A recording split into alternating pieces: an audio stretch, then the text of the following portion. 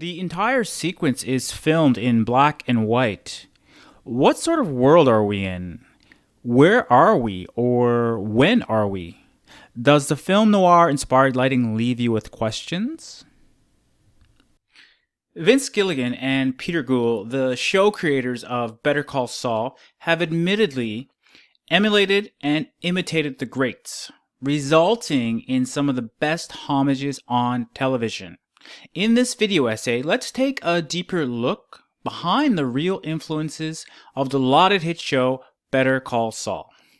First, let's start with the use of light and shadow inspired by Edward Hopper's Nighthawk's painting. We've been ripping off Edward Hopper shamelessly over the last 2 years, at least.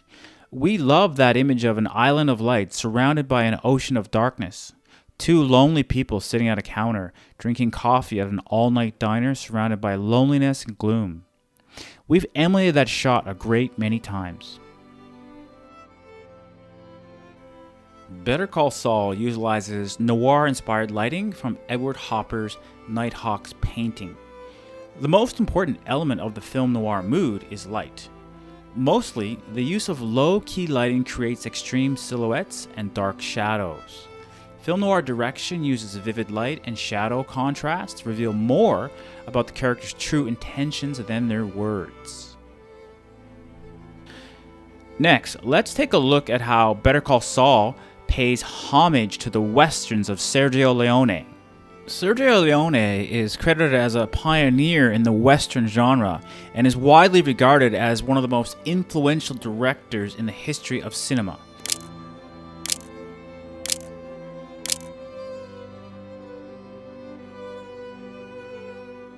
We reference the iconic cowboy quite a bit.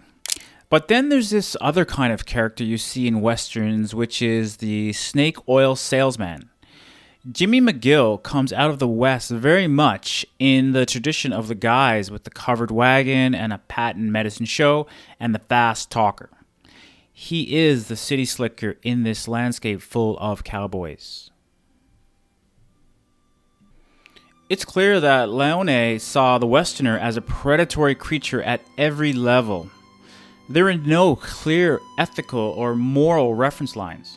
In addition, I think setting the show against the backdrop of the New Mexico landscape as a modern-day Western takes the show to a whole other level.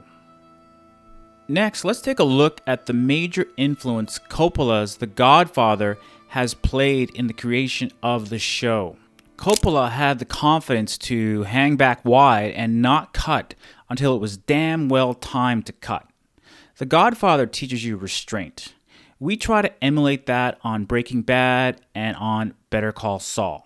We like to stay wide and keep the cutting pattern slow.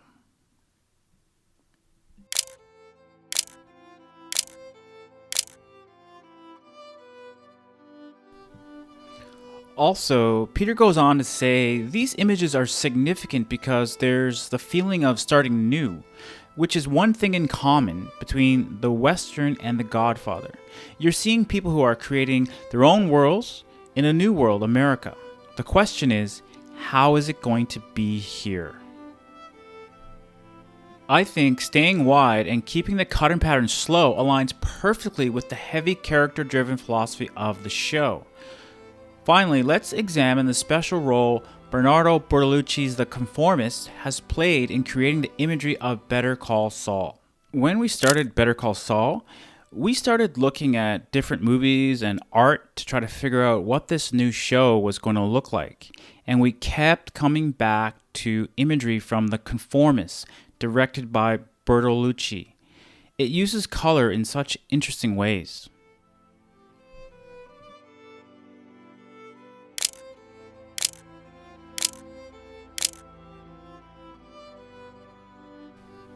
According to Gould, the conformist goes through a man's life and his memories, and the color is different in different eras. But there are some very unusual, striking compositions where the characters will be not framed the way one would expect.